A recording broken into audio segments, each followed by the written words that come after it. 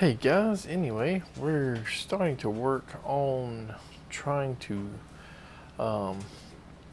unsharpen these frets here, file them down. I have no idea if I have the right file or files. You know, I got a needle file set that I got from Harbor Freight. So we're just going to try and see if we can do anything here. If we don't make any progress and I just make a fool of myself, I probably just won't upload this video, but we're going to see if we can do anything. And obviously I'm not going to do every single fret on camera, even if I get it right.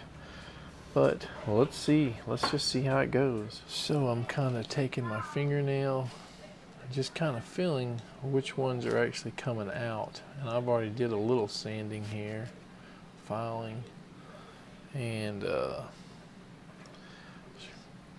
you know, I'm kind of trying to learn here because it's hard to put the camera in front of you when you're doing this.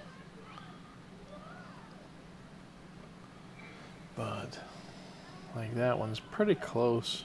Let me see, this is flat everywhere. And I'm angling the file just a little bit. Don't want to go flat because it's pretty close to the wood, the fretboard already. Alright, so all of the frets on this side have been taken down as much as I can go, but we still have to round them out. This seems to be the tricky part because you kind of start in here and you go, you angle it in.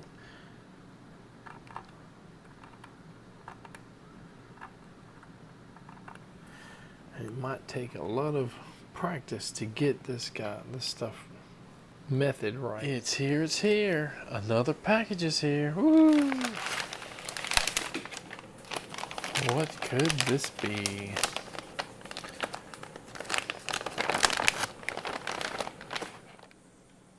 Ta-da!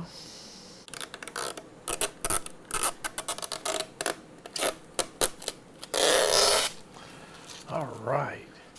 Well, I think this is called golden pearl or brown pearl.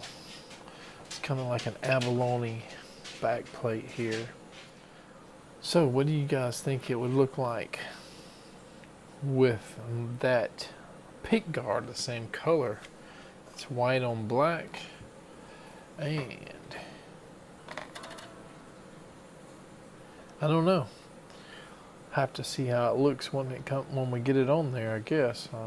So I guess it means it's time to de-string it. We can really clean that fretboard up and stuff as well once we have all the strings off. Try to see if we can get it a little bit cleaner. So what this has is the volume and two-tone knobs and the switch, but no holes for the 3 coil splitting switches or the kill switch. So we're going to have to try to make our own holes for those things. So there's kind of what it'll look like. As long as the pickups and all go in there, we still have to cut and desolder, resolder a few things. The kill switch, which is right there, actually unscrews from the inside, so we can pull this wire through. But the yellow wire we're going to have to desolder and then figure out what we're going to do. Do we even want a kill switch? Or, you know, who knows? That really doesn't do too much because it's either on or off. You can't, what do you call it? It's not a monetary switch or whatever, where when you let go it comes on and when you press it it goes off. So you can create like some cool effects, like you know, almost like a vibrato or tremolo or something effect.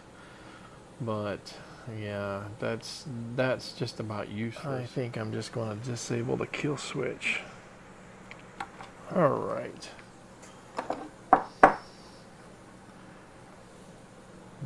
So once we hook the white to yellow together, we should be permanently on. For now, we're just putting a wire nut on it to make sure it's going to work before we solder it together. So we drilled the 3 little holes for the coil splitting switches.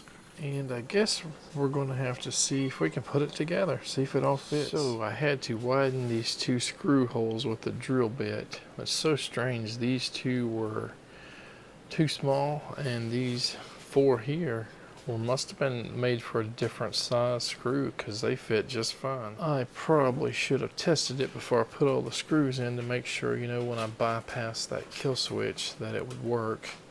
As far as the coil splitting switches here, I'm going to have to make sure they're turned the right way, but I can do that later as long as the electronics work. Alright, I had to take the screws off again, or at least these bottom halves, because there was like a wire in there that was kind of binding against the body. And it was actually these tone and volume knobs here, where it was turned in a certain way on the bottom, where the wires were kind of coming this way, so I had to loosen them up a little bit, kind of turn the knobs around underneath the pickguard and just kind of shove the wires back.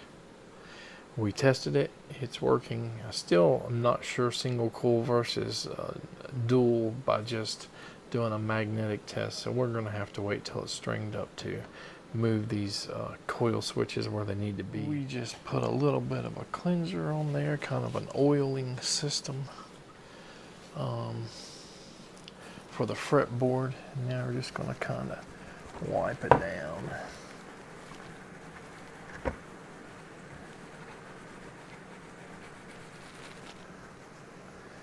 Kind of make sure to try to get everywhere on it.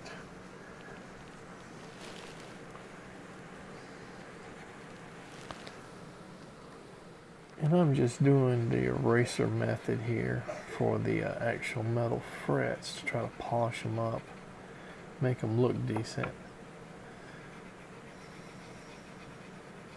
I don't have a big giant eraser.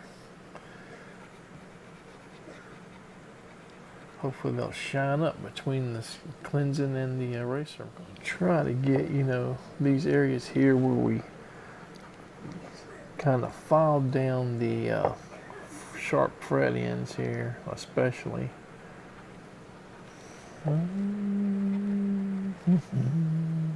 Alright, so I did that with the eraser, and I'm just going to do another, just a light dab of the solution around here. And I don't want to like saturate it, so we're going to go back with just a diluted one with nothing on it, but you know, just damp. And we're going to try to really get this stuff out. Try to get all the residue and stuff out of here. Well, that's about it right there. Maybe we should put this piece back on it where the covers the truss rod. I'm going to try a different nut on this guy. This might be the original one, or it might be another replacement one I had. It's plastic, but I just want to see if it works. Not too worried about it being bone right now, but I'll probably put some graphite on there.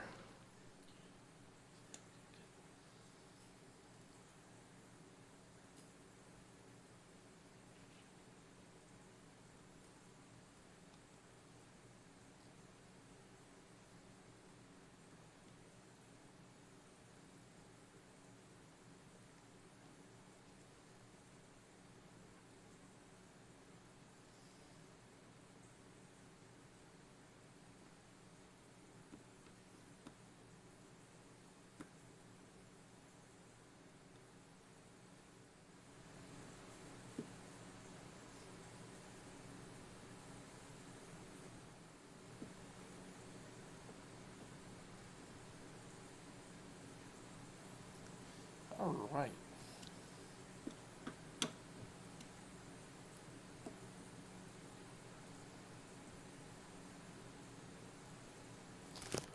Now it says Gibson on it.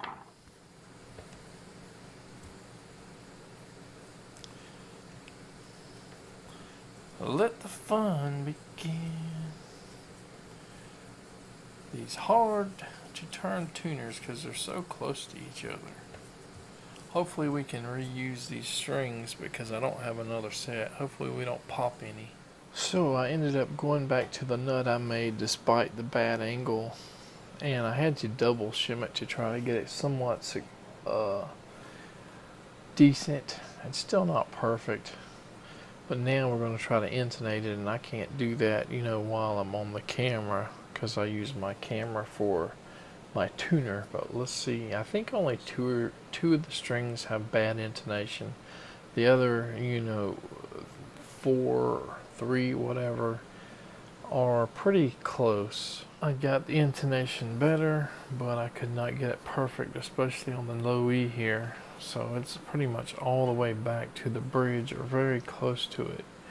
And it's still kind of hitting sharp on the 12th fret.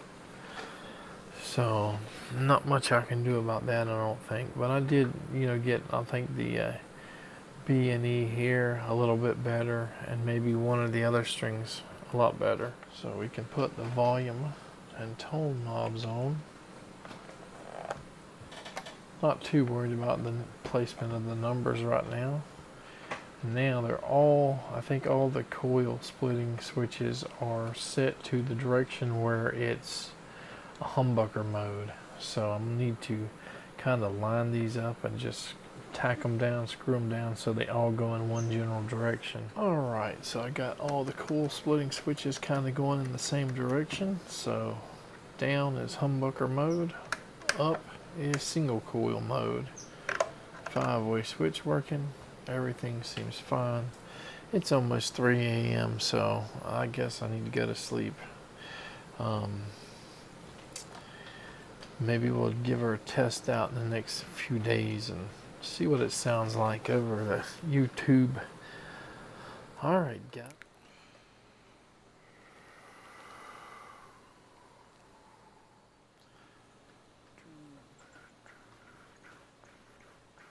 The last couple of things I want to say before ending this video is if you've been keeping up on this Gibson Epiphone Strat, aka the Fat S-210, which is commonly called an Epiphone Strat. Obviously, there's a reason why. It's kind of in that Stratocaster style, I guess. I've been considering changing out the pickguard pickups with like dual humbuckers or P90s or something. And I guess my ultimate decision is that I just wanted to keep it in the style of a Strat. Yeah, I had complaints, palm muting and all with these controls and coil splitting switches here.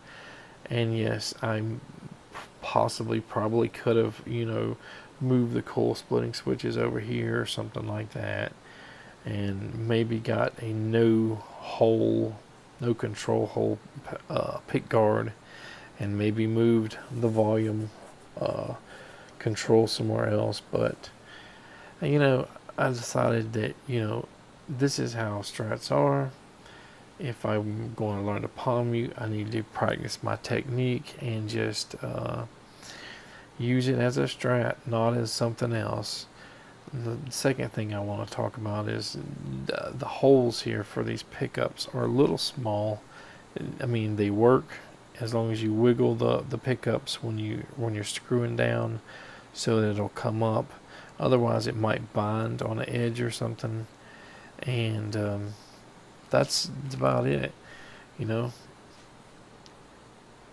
I was definitely hesitant about this pick guard until it was installed. It looks so much better because it also has 2 layers, or had 2 layers of clear plastic over it. And as soon as that second layer comes off and you see it with the black, it looks pretty nice.